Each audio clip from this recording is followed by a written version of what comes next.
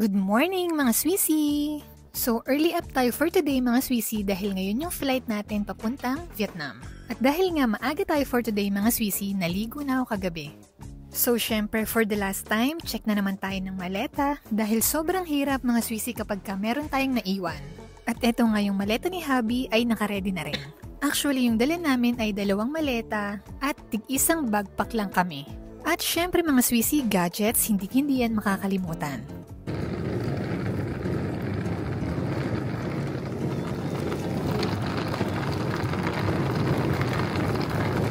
O diba mga Swissy, sa sobrang aga namin wala pang masyadong tao sa labas. Actually mga Swissy, si Hubby talaga ayaw niya nang gumigising ng maaga. Kaso lang, ito na yung pinakamagandang flight na nakuha ko. Ako lang ba mga Swissy yung nagsastock ng load sa pass mo? Kasi ilang beses ko na siyang sinabihan na mag-stock na ng load para hindi na siya pa-load ng pa-load palagi. Kaso nga, ang tigas-tigas ng ulo.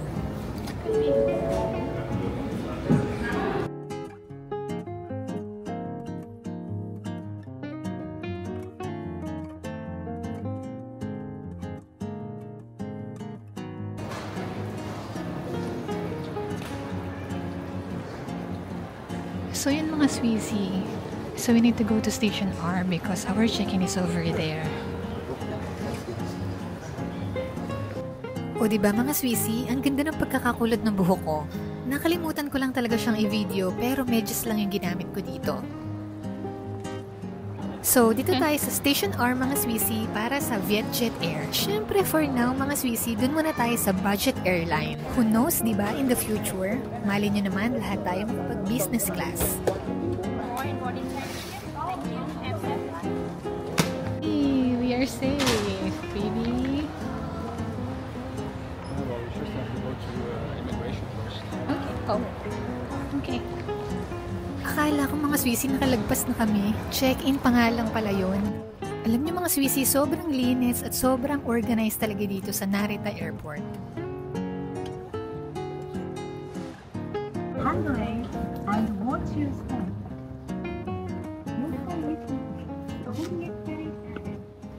So kakain muna kami kasi hindi pa kami nagbe-breakfast. Time check, 11 or what time is it now?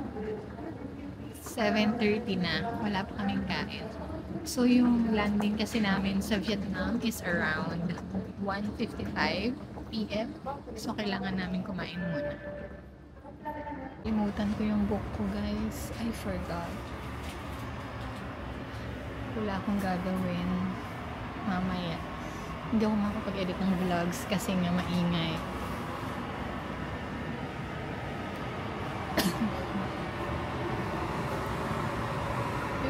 They don't have like a Japanese book over here.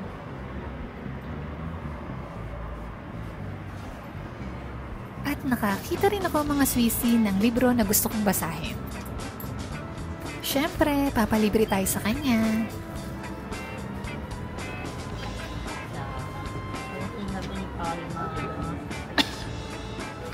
Kain muna tayo ng breakfast, mga Swissy.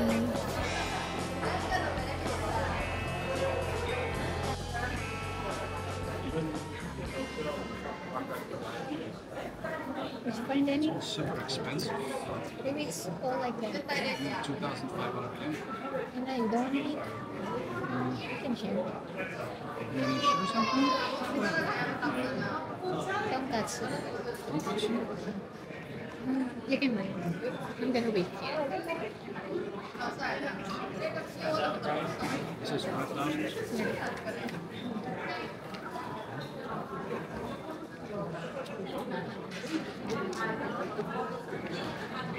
Please, just choose the ones that I'm gonna eat as well. Okay? You want tonkatsu? Tonkatsu.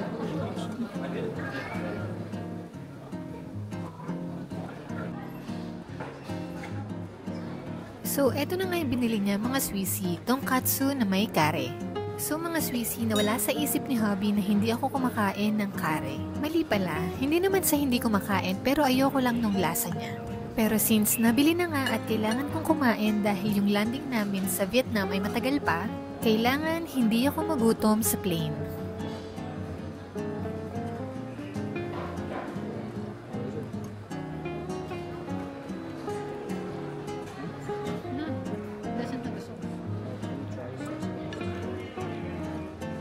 At subukan ko pa nga daw kumain ng may sauce.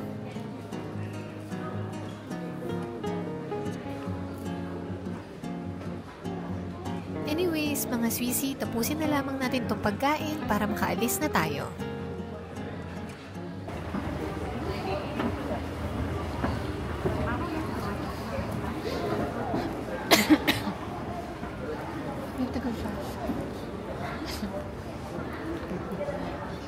So medyo nagmamadali na kami kasi 8:50 dapat nakapag-board na kami. 8:30 na.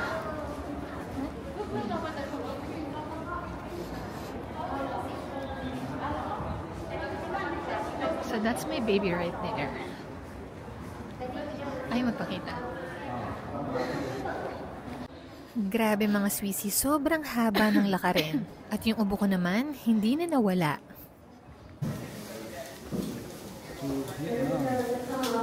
Wow! See you, Nguyen! I'm such a bully sometimes.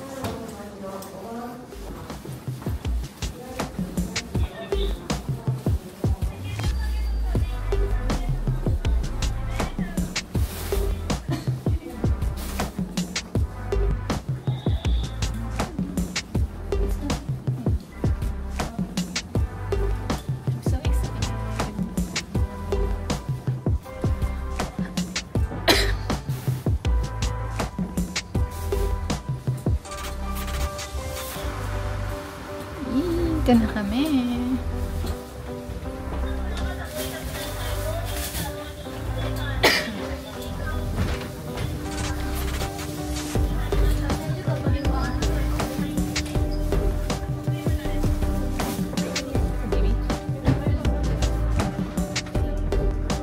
Sobrang excited ko nang pumasok mga Swissy.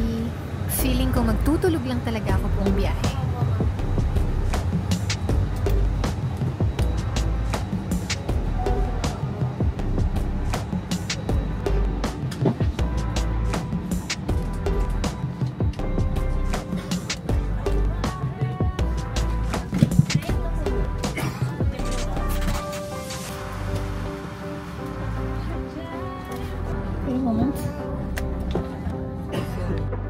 So ngayon mga Swissy, yung pinaka-challenge talaga dito ay ano yung gagawin namin sa oras ng flight. Kasi syempre mga Swissy, 6 hours din kaming maghihintay. At eto pa nga yung sitwasyon mga Swissy. Yung babae na nakaupo sa harapan ni hubby, masyadong nakarecline yung upuan. Kaya ayan, nakabukaka na siya ng sobra. Hindi talaga siya kasya.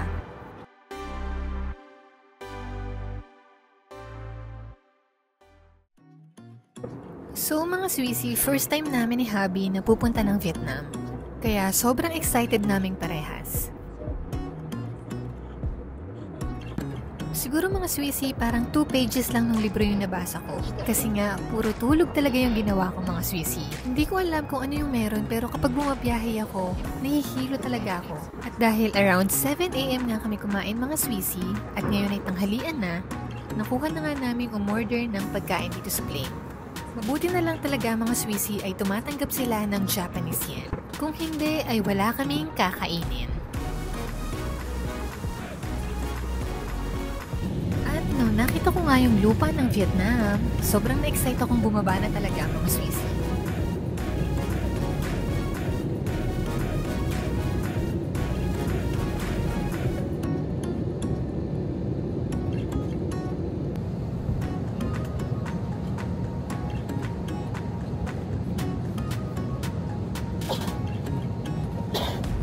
Ito na naman nga po yung parang nababara yung tenga ko. Kunting-kunti na lang mga Swissy. Sobrang excited ko nang mamasyal.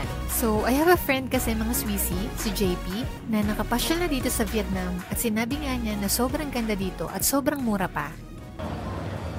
So, tapos na kami dun sa parang immigration nila. Sobrang tagal. Grabe, parang 2:30 kami dumating. Tapos, 3 mahigit na, hindi pa kami, 3:14, hindi pa kami tapos, sobrang daming tao.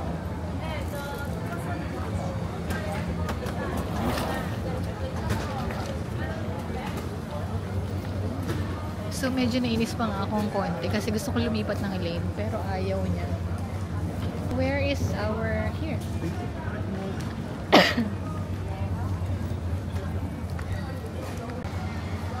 kasama yung kailangan namin kunin yung luggage. Tapos, kailangan namin magpapalit ng currency. Tapos, SIM card niya. So, nagbook kami ng SIM card mga Swissy via Klook. Actually, every time na nag-travel kami mga Swissy, Klook talaga yung ginagamit natin. And Trip.com for flights. So, we also have Grab mga Swissy na very handy kapag ka magpapabook kayo ng taxi.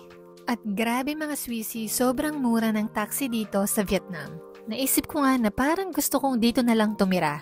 So, ayun na nga mga Swissy, nag-taxi na kami from airport dun sa hotel namin which is Sunrise Central Hotel, Saigon.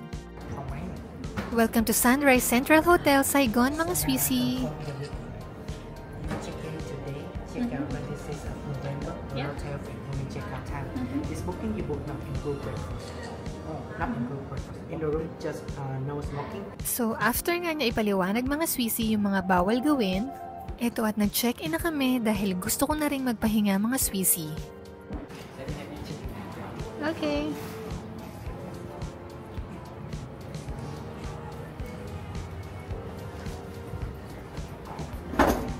What's the room number? 602? Okay. Okay, after you. Okay, thank you. Oh, wow. Open the light. Actually, natuwa lang ako mga Swissy dahil yung room namin ay katapat na katapat ng elevator.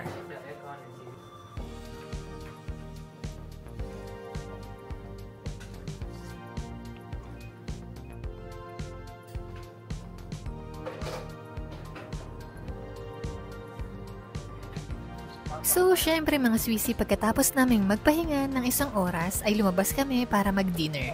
At syempre mga Swissy, yung pinakagusto kong unang kainin ay pho. Grabe mga Swissy, motor sa sidewalk. That's so random. So we're gonna get dinner.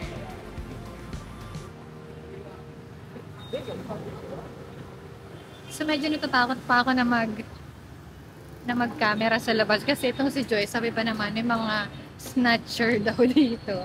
Hayop. Unang-unang napansin ko dito sa Vietnam mga Swissy ay para ka lang nasa Pilipinas. Kaso nga lang mga Swissy, feeling ko mas marami silang commuter na gumagamit ng motor kumpara sa atin sa Pilipinas. At dito namin naisipang kumain ng dinner sa Pho, Vietnam.